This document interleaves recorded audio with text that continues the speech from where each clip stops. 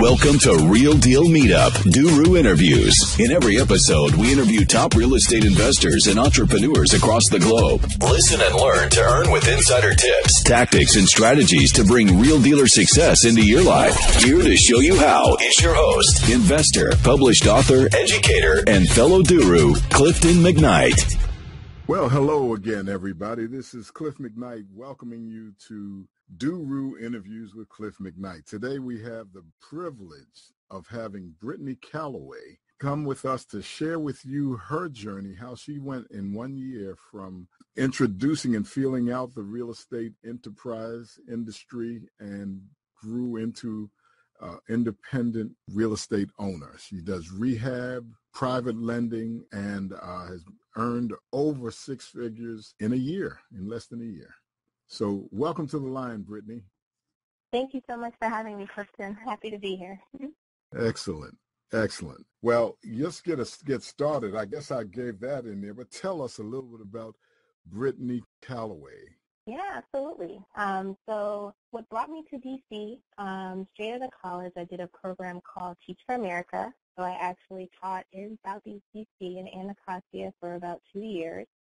I focused on special education, and from there, what I really took away was housing inequality and issues that people were having in terms of foreclosures and evictions. And so I was helping an intimate group of student families who were going through the foreclosure and eviction process. And from there, and doing research into real estate and wanting to learn more, I basically bought into a company that taught me the A to Z of real estate.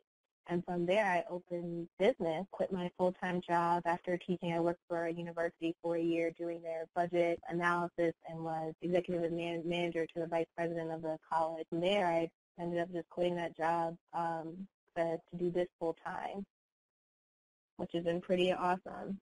Never looked back since.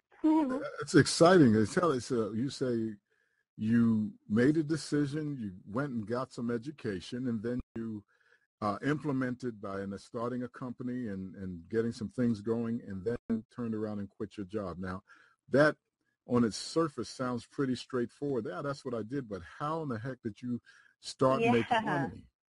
Yeah, so I actually teamed up with a guru in my area. I wanted to learn so badly how to do real estate that I would do anything to trade for that information. So this woman, I asked her, what do you need? I was willing to even take her phone calls while also working a full-time job just so I could learn the business. But because she knew I was so persistent and wanted to learn and wanted to be helpful, she actually kind of helped me with my first 2 wholesale deals. I call them wholesale, sort of, but I really just found the end buyers for her. Got, the profits that way, but they do count as wholesale. And from there, I decided that I was ready to, take on some bigger projects. And I found 2 projects in New Jersey from someone who I went to high school with, and they were rehab projects. And so we put contracts on them. We were ready to go. And because I was so excited and said, I have these 2 rehab projects, this is going to be my money for the year, I decided to quit my full-time job, which I did. And then literally maybe 2 weeks after I quit, the deals completely fell apart right when we were going to go to closing. Whoa. Yeah, so I ended up losing both of the deals, and I lost quite a bit of money on those deals. Well, you sound pretty good. You don't sound so personally. No, I'm not bitter about it. The guy and I haven't had the best relationship, the one who kind of, felt like I got a little scammed there. But it was a learning experience because, A, it made me realize I need to really step up whatever game I'm going to do because I need to pay my bills because I had just quit this, really stable 9-to-5 that I was doing. And a decent paycheck? Very decent. The university paid me very well. Yes.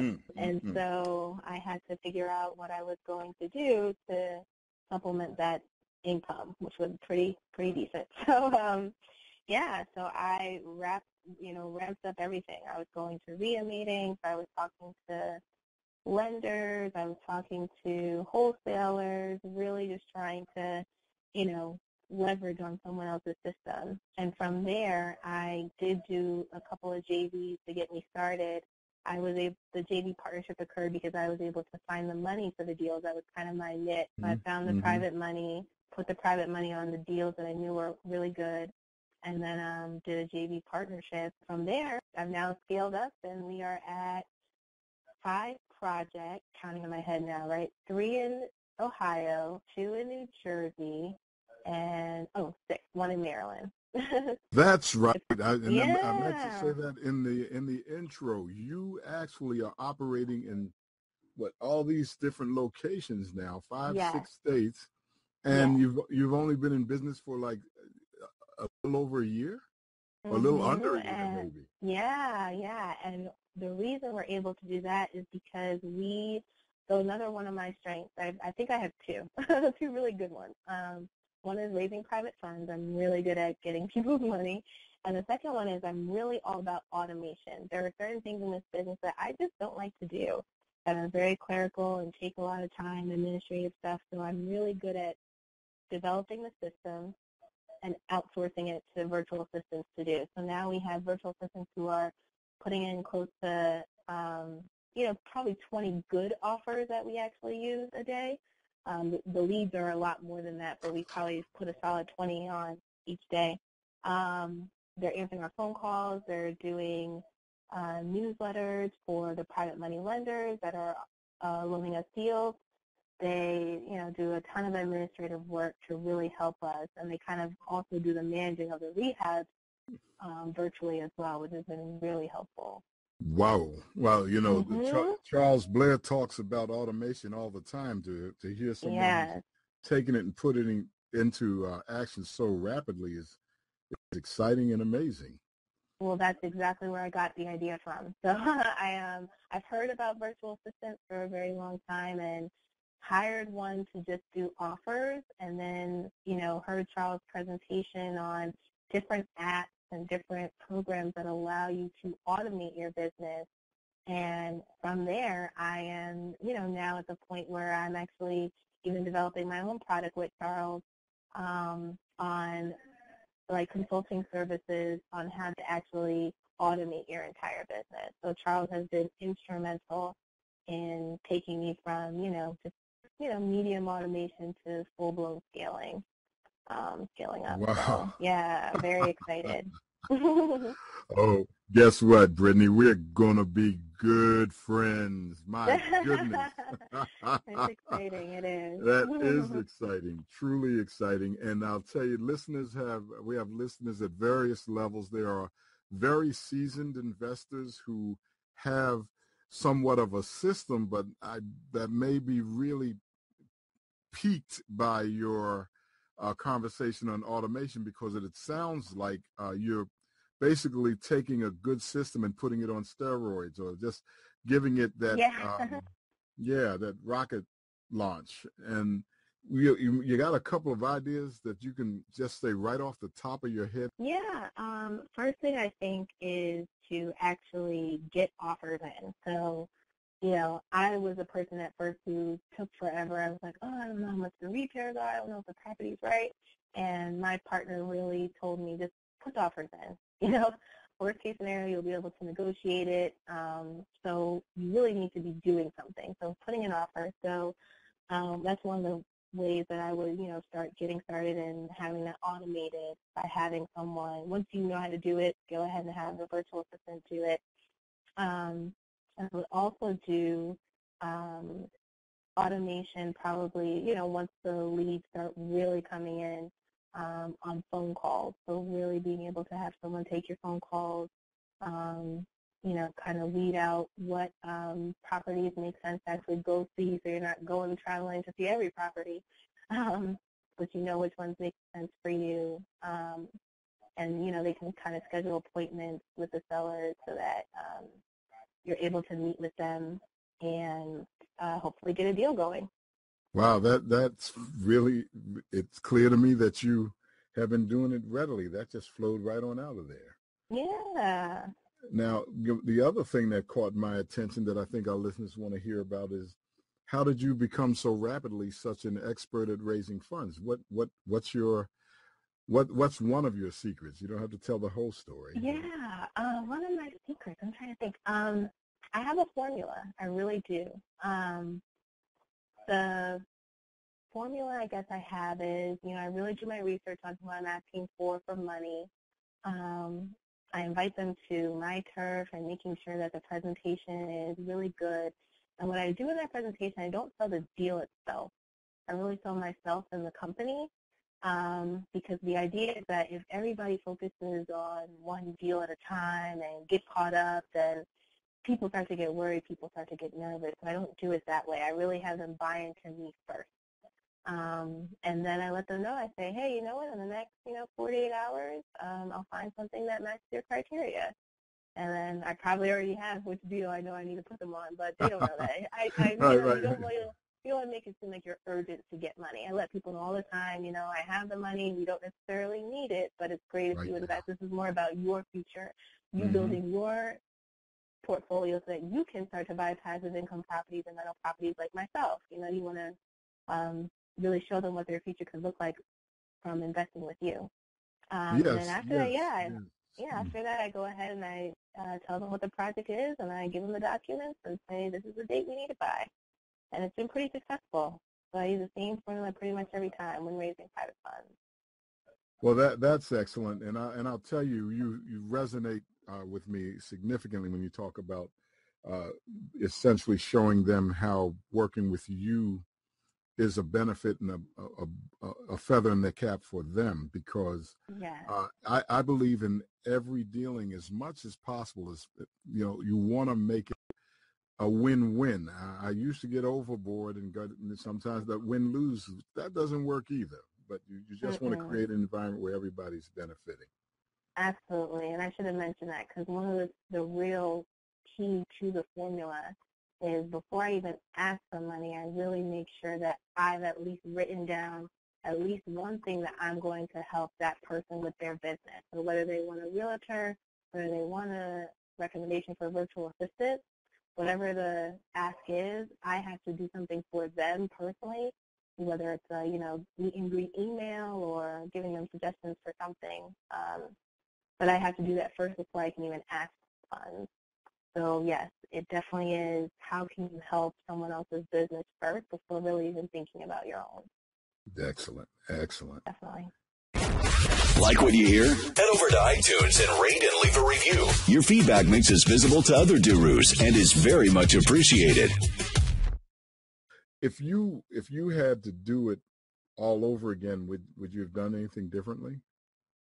I always tell people who ask me that I really should have waited till I got in my first rehab deal under contract and, made some cash from a rehab before just jumping off the ship with a full-time job. That was being a little impulsive. But, it's a blessing and a curse, right? I really, was a little nervous on my finances. Luckily, I had some good savings, but it was dwindling kind of quick. But really pushed me to really take it to the next level. So it's hard. I do say I should have waited. I do recommend that people do wait sometimes, depending on their financial situation, before just quitting like that. But something I kind of wish I had waited a little bit longer, but, still some good parts, because it really lit the flame under me to get something done. Right, and you did that. So, exactly. So that's one thing I think I should have done a little differently. Well, one of the things that seems to be a common theme as I grow in the industry is the conversation about JVs. We have just optimal possibilities, unlimited possibilities, even when you are open to working with others and facilitating their success and thereby magnifying your own. If someone wants to JV with you, for example, what kind of things would they need to bring to you or someone that would make them appealing? Yeah, absolutely. One thing I really everybody talks about wanting to wholesale, and I think that is great. That is how you get started. That is how you rehab. But there are ways to stand out as a wholesaler that a lot of people are not doing. So, and a couple things I would say is to get together a credibility packet of yourself. Just who you are as a person, what your company stands for having a credibility packet for sellers, buyers, as well as potential lenders and JV partners, just so you can separate yourself and what your company brand stands for. Second thing I would say is that you really have to be open to learning about how to be a good wholesaler. And I use that phrase because the wholesaler I work with in Maryland was getting a lot of phone calls, from people saying, oh, your ARV after repair value is too high, it's inflated, I can't do this stuff. But nobody was really taking the time to show him how to actually evaluate numbers. And so him and I worked together. He had some great tools already, but we worked together to really make sure he had a really good package so that when he sends emails now to investors, people always open up his emails because it's very professional. And so the way to do that is to, make sure you have a good contractor on your team who can help you write a good repair estimate so that when you say it's $30K of repairs, do you really know that it's $30K in repairs? Do you have something detailed that kind of outlines what the repairs are going to be? Do you have comps that show that your after repair value is that? Don't just, pick a number and just put it out there when you blast it to everybody. That's wasteful time. So if you really have comps attached to the property, it just makes it stand out so much more. And there have been plenty of investors who literally go off those types of wholesale deals just based off the package that was given to them. So even if the numbers aren't even all the way right, it looks credible enough that people are, like, okay, this looks great. This looks like I have everything I need. Yeah, absolutely. But You've again, given them enough information so that even if you're off a little bit, they have a lot of good information on which to draw. Exactly, and they can do their due diligence, follow up, and make the tweaks the following. But because you've given a good package, you already stand out compared to people who just type, this is the number, this is the ARV, this is the estimated repairs. There are so many people that get so frustrated going to a house and seeing that you put down $30,000 for repairs and it really is $100,000. And it's like, how did you miss that number? And so, just having someone on your team who can also really assess repairs and, provide a good report. So when you seem knowledgeable of the property and of the system, that's someone who would stand out to me as a wholesaler, and I would definitely want to pick up your deal as a wholesaler and rehab it myself. Okay. Yeah. Wow. Well, listen, I would be remiss if I didn't come back to this being in 5 states. How does one build remotely? I have had conversations with a variety of investors over the years, and they're investors that say, Cliff, if it's not within 20 miles of my home, I don't want to know about it. And to others that say, everywhere I want to travel to, everywhere I want to be, I want some property there. So what is your secret for having property and being able to manage the projects? Yeah, so some of the things that I do, I've really outlined a manual for me personally on the weeks and stages of a rehab. So week 1 is the demolition and who needs to be called to do the demolition. And so virtual systems kind of help me do that aspect of it. All the way down to, now we're going to list the property. What does that look like that needs to go to the realtor, et cetera. So those systems are really outlined, and that's how virtual systems have been able to help me virtually manage the rehabs in different states. And so that's part of what you'll have available, I guess, down the road here. Yes, absolutely. And then the leads really just come from good networking. I guess that's also another strength is, really taking the time to see what people have to offer in terms of their leads and really making sure that there's clear communication about what I need from them and what they need from me. And so we haven't really done marketing in New Jersey or Ohio because the leads have been coming from people so far, and it just worked out really well. All you need is one good one who really takes the time to find leads for you, and if they're really good each time, you keep using them. So that's kind of what has been happening so far, which is pretty lucky for us. So it But, sounds like you're yeah. saying, all right, so let me just run this back. You're marketing and networking, actually networking. Through networking, you find good people, and when you find a good person, you plug them into your system and have your VAs perhaps take it through the process.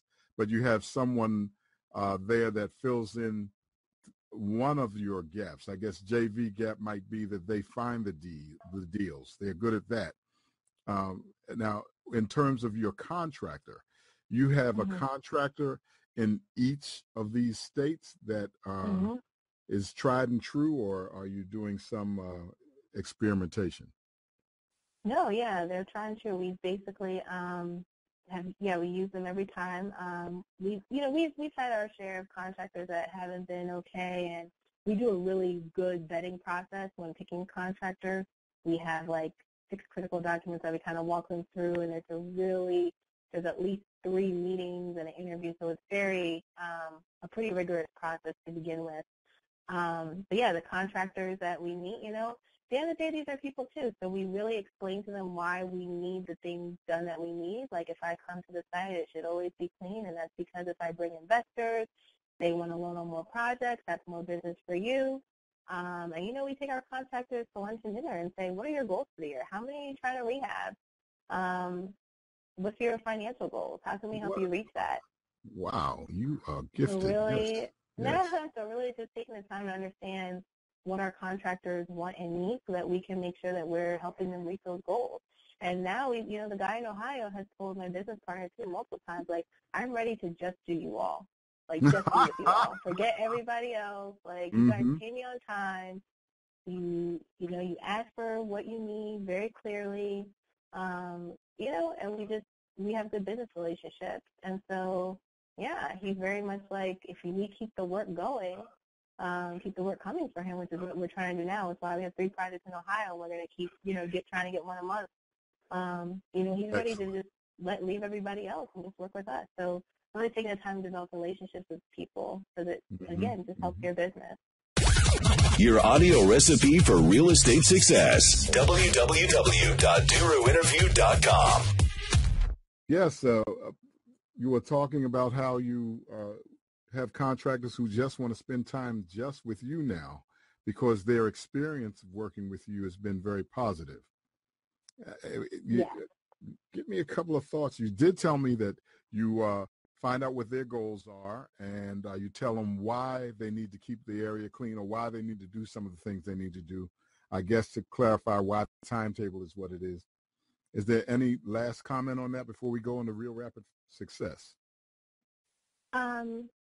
Just, really being thorough with what you want and need. You can't show up to a job site seeing cigarette smoke, cigarette buzz all over the job site and be upset if you didn't tell the contractors not to smoke. So really just making sure that you go through the expectations with your contractor so that when something happens, that you've already kind of thought through those preventative measures. So you guys are in constant communication with one another. Okay. But yeah, definitely. Okay, well, good. Well, it's time for real rapid success. Real dealers. It's time to play Real Rapid Success. First question I want to ask you, and we're going to run these questions down. It's about 4 or 5 questions, about 5 questions actually. And the kind of fast question, short answer, and certainly give people an opportunity to pique their interest and they want to get more of how to get in touch with you on this. So what is your favorite strategy for finding deals? Yep, I think mine is networking. It really has been helpful. I don't really do a lot of direct mail campaigns or bandit signs in my area, even though those do work. Mine is really networking with people and figuring out what I can do to help their business and how they can help me. And so even if people say, hey, I know someone in real estate I think you should talk to, I always follow up to find out who that person was, because you just never know what someone could add to your business and what you could potentially add to someone else's. So networking is my favorite. Okay. Your favorite book? Can you give us a book that would be great for the audience to read? Yeah, my favorite book is actually The E-Myth. It basically tells you how to go from being a technician within your business to operating as a manager and then being an entrepreneur.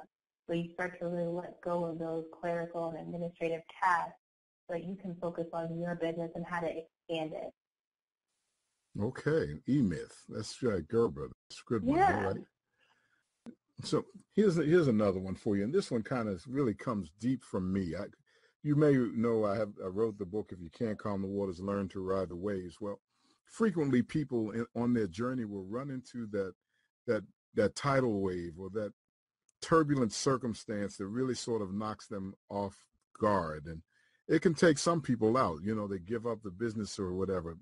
Tell us how you've had a difficult time, and even use the one you mentioned before if you'd like, but how you were able to transmute it to your advantage as opposed to holding you down or out. Yeah. So it definitely was a negative situation. You know, this guy told me he was going to be able to provide funding for me, and it ended up that he wasn't really the funder, and they ended up backing out of the deal right before we were going to close on these two properties. And so it really left a bad taste in my mouth because I was really excited. I had it all lined up, and it kind of all fell through. But, you know, you take those situations and you turn it into a positive because now moving forward, I'm very careful and do my due diligence about people who are going to loan me money. And I really just make sure that there's constant communication happening so that I know what the other person needs and what they need from me. So we really create a process out of it, yeah. You know, I have so to it was say, a blessing and a curse, yeah.